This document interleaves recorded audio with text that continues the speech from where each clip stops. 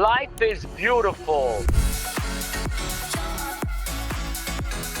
The Theo Bros Podcast. Yeah, how we doing? I am Mike Theo. I am Nick Theo. And you are listening to the Theo Bros Podcast. Where you can count on daily wisdom and a laugh to get your mind right. So when I was pledging my fraternity, one of the things we had to do was reach out to every fraternity brother. They literally handed us this sheet of paper, and it had every fraternity brother's name and their phone number. And you had to literally call every single one of them and interview them, quote unquote, interview them. Uh-huh. And so I got through the entire list. And then I remember seeing this one name, Nate Matherson, and I had never seen or heard of this person before. So I start asking around. I'm like, to my pledge brothers, I'm like, yo, do you know who this is? No one knows who this is. So then I asked the actual fraternity brothers, I'm like, yo, do you know who this is? And they said, yeah, he's actually not here right now. He's taking a 3-month leave of absence because he's at a startup accelerator out in Iowa. He's creating his own startup. But you don't have to interview him because he's not here, so don't even worry about it. So I was like, all right. Then I go home and I'm like, you know what? I want to interview him anyway. He sounds like a really interesting guy that he's in the startup accelerator thing. That's a pretty cool thing. So I literally called this number and Nate answers the phone. I'm like, hey, I'm Mike. I'm pledging Kappa Sigma at the fraternity. He's like, oh, what's up, man? You're the only person out of all the pledge brothers that actually took the time to interview me. And he was actually like kind of honored by it because he's still a fraternity brother and he felt like I'm part of this. So I should still be getting called even though I'm over here. Anyway, to make this long story short, 6 months later, he comes back, and now he gets accepted. His company gets accepted into Y Combinator, which is the Harvard of startup accelerators. It's where Coinbase came out of, Airbnb, all the biggest companies come out of this startup accelerator. And his company was so good that they got accepted. So now he gets this chunk of money, and he's like, I need to hire some employees. And he was a senior at the time. So he starts hiring his friends in the fraternity who are all seniors, all smart guys, engineers, whatnot. But he also chose me. So he came back and he remembered my initiative that I took. He saw that I was getting great grades in class and that, you know, I was this likable guy in the frat.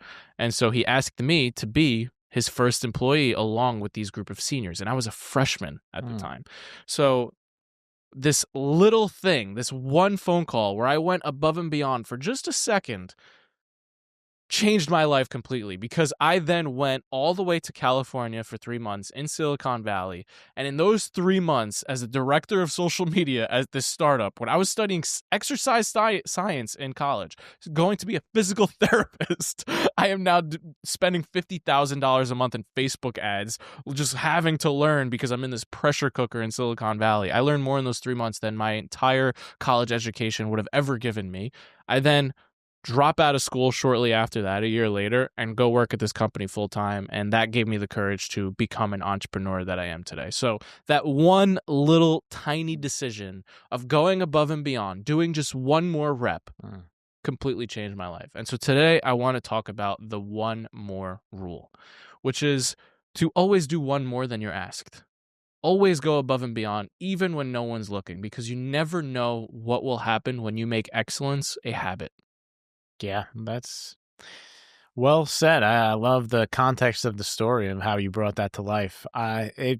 When I was prepping for this episode, it brought me back to my corporate days where they had a speaker come in, and he was a former NFL quarterback. His name is Roger Staubach. He's in the Hall of Fame now. He's really good. He was a quarterback for the Cowboys. Never heard of him.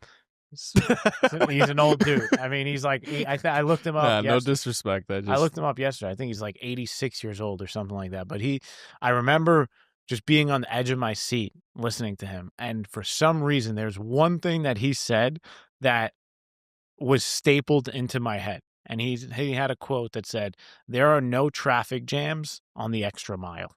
And I think that's really what you're talking about here, is going that extra mile is it's a lot easier than you think, and you can go a lot further. Yeah. That's funny you say that, because I remember us going to a Tony Robbins event, and I have this image so vividly in my mind where he's telling the story. I forget the specific story, but he says that there's good, there's great, but then there's a level that's just 1% better, and they get all the love, all the glory, exceptional. And then he's like super enthusiastic and into it, which is why it's burned into my brain. He basically calls this thing like the God tier. Like there's excellent, but then there's exceptional. And the difference between excellent and exceptional is just a 1% input. But that 1% input gets you extraordinarily more results. Like the top 1% get all the freaking harvest. So I wanted to actually ask ChatGPT, give me some examples of this, because that sounds cute and it's like super rah-rah and motivating, but like give me some actual evidence of this. So the top 1% of artists on Spotify take home 90% of the streams. Streaming revenue. Wow. Yeah. 1%, 90% of the streaming revenue. Here's an interesting one. So in baseball, if you're a 300 hitter, 300 average, that means you have 3 hits per 10 at-bats. You're an all-star. Okay? If you are a 250 hitter, meaning you hit 2.5. So not even a full 1 here. You hit 2.5 hits. You get 2.5 hits per 10 at-bats. You're considered average in the MLB. So 1 extra hit every 20 at-bats is the difference. But in salary terms, the 300 hitter will make 10 times more than the average hitter. Wow. Isn't that insane? That's a really interesting way of looking at this concept of how much of a difference the 1% makes. Yeah. And so it's hard to put that into practice. Like, what does that actually look like being 1% better than the great people, the exceptional people? And for me, it really comes down to a rule. It's always do 1 more than what is expected. 1 more rep, 1 more anything. Just do 1 more than what is expected of you in that moment.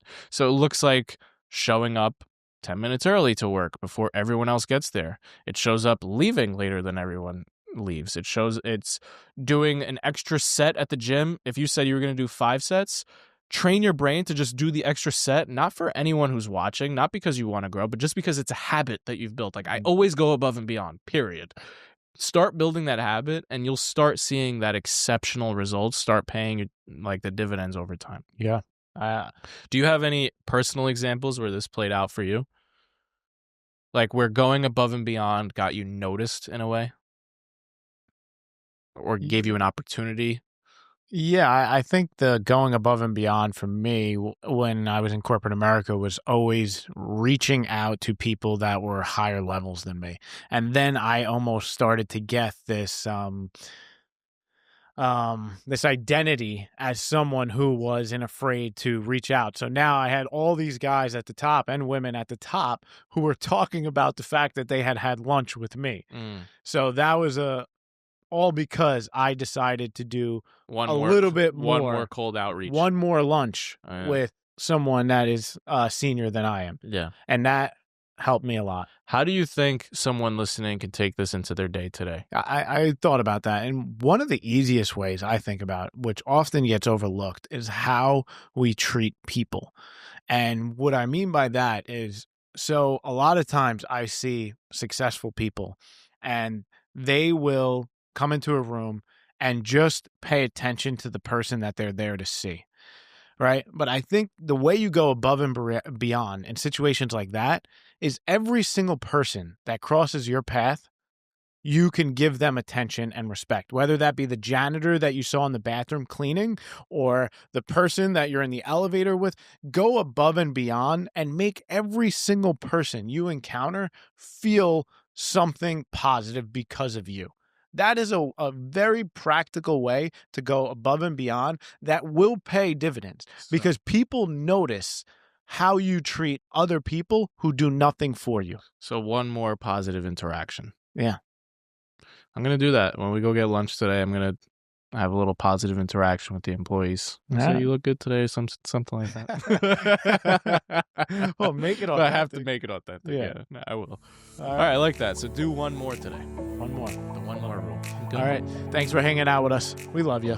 Peace. Thank you so much for listening all the way to the end. If you're new here, we share daily mindset motivation in 10 minutes or less. So if that's your vibe, hit subscribe or check out another episode right here.